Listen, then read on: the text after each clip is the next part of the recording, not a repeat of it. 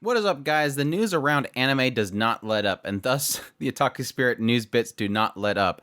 I got some updates surrounding Jujutsu Kaisen. Yes, some stuff around Engage Kiss. Don't get your hopes up, though. Some updates on the Arknights anime, as well as a lot of news out of Netflix's Tatum event, including Way the House Husband and Wit Studios' Moonrise. So as always, stick around and I'll get you updated. Let's start things off with Jujutsu Kaisen. The official website has announced the second season will have an airing of 2 consecutive cours. That means this will be running for an entire half year, which is, yeah, similar to the first season, but it's still really cool to know. They specifically mentioned this will be covering 2 arcs. I won't mention the names because sometimes that's spoiler, but they released a new visual for it, and they do have it set as still a 2023 premiere. Definitely excited for that. I checked out the movie recently. It was really fantastic. As usual, it's just a lot of fun to watch this series, and it always has some really cool, although dark, themes in the middle of it that I hope really take off with the second season. Moving on, let me get this out of the way. Yes, Engage Kiss, we have some news. And again, I want to specify, don't get your hopes up. Many that watched the last episode of Engage Kiss might have noted that there was one particular scene where suddenly out of nowhere, some very unique looking characters showed up walking down the street. No, it wasn't a sign of a second season. These were actually characters that are going to be in the mobile game. So yes, mobile game. As a part of the Project Engage, this will be Engage Kill. And this is a game from Square Enix that will be releasing here soon. There's already pre-registrations open for it. I believe they're only in Japan, though. But yes, like I mentioned before, the characters in the final episode are characters within this mobile game. Square Enix had released a promo video for it, which was done by A1 Pictures. It looked really fantastic, honestly. It has a lot of characters that were from the anime itself in this game. This takes place after the show, obviously after all the stuff that happened at the end of the show. And we have the appearance of many private military companies that are showing up on the island. Specifically, our protagonist character for the game itself establishes Rising Sun Military Company, and they seek to do a lot of work to stop tragedies, as well as work on the curse that has been placed upon them. So yes, it's not a sequel, but it's technically within the same universe, so I don't know. My thought process is like, well, this kind of explains why the overall story really didn't feel wrapped up at all.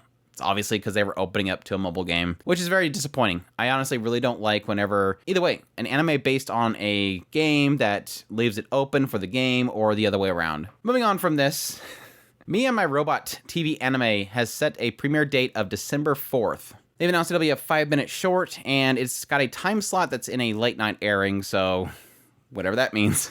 I haven't looked at anything about Me and Roboco, so I don't know if it's going to be like raunchy or what. It looks pretty, I don't know, weird, so we'll see. Moving on, the official Twitter account for Arknights Prelude to Dawn has released a new promo video. In this video, they feature a song, Alive by Riona, which sounds fantastic, by the way. They also released a new visual and an announcement for a premiere date of October 28th, so it's a fall show. This is really exciting because just watching the PV, it looks excellent. And of course, we have all the art style of Arknights, which as much as I keep away from that game because another mobile game I don't need to get into, I like a lot of the animal girls, so I'm all for it. The character designs look fantastic. Again, the PV looks pretty dark, so I'll be interested to see how that turns out. Moving on, we have all the news that came out of Netflix Tatum event. Honestly, I went through and skimmed through most of this live event. Honestly, was very disappointed. It seems like Netflix is pushing more and more into both CGI, 3D CGI, animation, and not that it's a problem with it, but a lot of external from Japan stories and stuff. A lot of manhwas. We're moving animation studios out of Japan. It's getting less to be anime and more other countries. It's, again, it's not a problem, honestly, for anybody. I just like to cover anime, so it's very difficult to catch what they're getting when most of it's not technically Japan. But that aside, we have Onimusha, the game, is getting an anime adaptation. Unfortunately, again, 3D CGI. This is being done by Studio Sublimation, so check that out if you want. It looks good with the screenshots, but yeah, it's still 3D CGI. For our next news from them, we have Lookism Manwa is getting an anime adaptation. It's going to be premiere on November 4th. It's going to be done by Studio Mer. And this one's synopsis is Park has spent all 17 years of his life at the bottom of the food chain, short, overweight, and unattractive. He is used to being bullied by his classmates and constantly discriminated against for his looks. In an attempt to escape his biggest bully, Lee, he decides to transfer to Seoul's Jaewon High School, a vocational preparatory school notorious for its liberal education system and carefree students. Days before his transfer, Park wakes to find that he is no longer in his usual chubby body, but instead in a perfect body, tall, handsome, and beautifully toned. He has become the ideal version of himself. The only problem is that his original body still lays beside him. And when one body falls asleep, he awakens in the other. Now possessing two extremely different bodies, he must learn to navigate his new and much more popular life at J High, whilst also solving the mystery of where the second, almost superhuman body came from. Okay, that sounds a little bit less annoying than the PV. I actually watched the PV first, and I'm like, oh, so chubby guy gets handsome and now everybody loves him. Cool. Scroll the cast, I guess. But that sounds a little more interesting, but we'll see how that turns out. Hopefully it's not, in the same realm as something like Kiss Him, Not Me or something like that, which I think was well done too, but still, it makes you feel uneasy at the very beginning. Moving on, Way of the House Husband. Yes, that motion manga is getting a second season, so I'm still looking forward to it. I love Kendra Suda. I think that literally is him, an embodiment in a character. It's literally what put him on the map for most people. That character is him, but still, it doesn't impress me when they adapt more of that series because it's not like they do much besides have Kendra Suda voice and then them just take pictures of the manga. But yeah, that's starting in January 2023, so looking forward to that. Moving on, we have a new anime called My Demon, or Boku no Demon, which is being done by Thai animation studio Igloo Studio. I think they worked with So My Spire So What. Apparently this series takes place in the near future after a nuclear explosion has caused the Earth to overlap with Hell for a moment, causing pollution from a dust that originated in Hell. Elementary school Kento finds a demon named Anna in a forest and raises Anna. The series follows the adventures of Kento and Anna as they go on a trip to save Kento's mother. And that dog is a little creepy. We'll see. We'll see how that one turns out.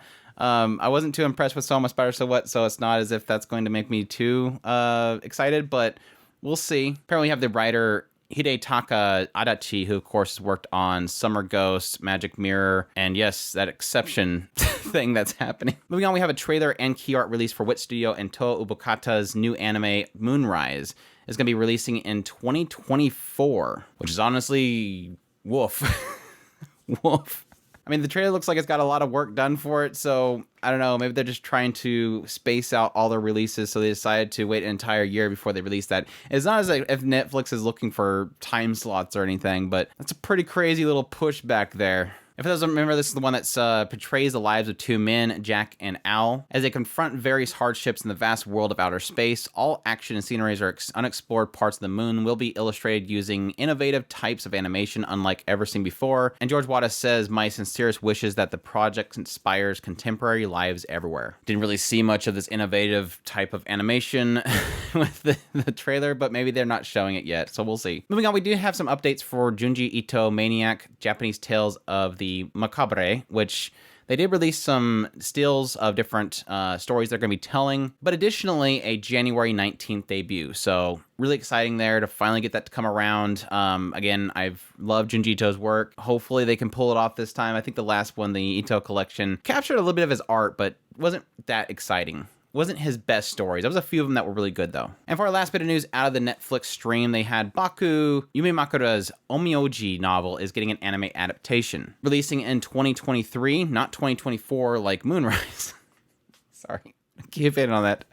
The story takes place in the fictional version of Japan's Heian period and centers on the real-life onmyoji Abe no Seimei. So definitely look forward to that if you're into the onmyoji series. I always kind of enjoy those. I'm kind of back and forth on them, honestly. But that's it. That's all the news that I have for you guys today. I hope you guys enjoyed this news bit. If you did, make sure to hit that like button down below, comment. Let me know what's thought of this news bit. What's the most exciting thing in this list for you? Additionally, if you're new to the channel, make sure to hit that subscribe button so you get all my content. I do news, reviews, first impressions, top list. If it's anime, it's pretty much here. Additionally, if you want to support the channel more, I would greatly appreciate if you consider supporting us on Patreon, our tips link, or super thanks button down below. Greatly appreciate everybody that does, and y'all take care.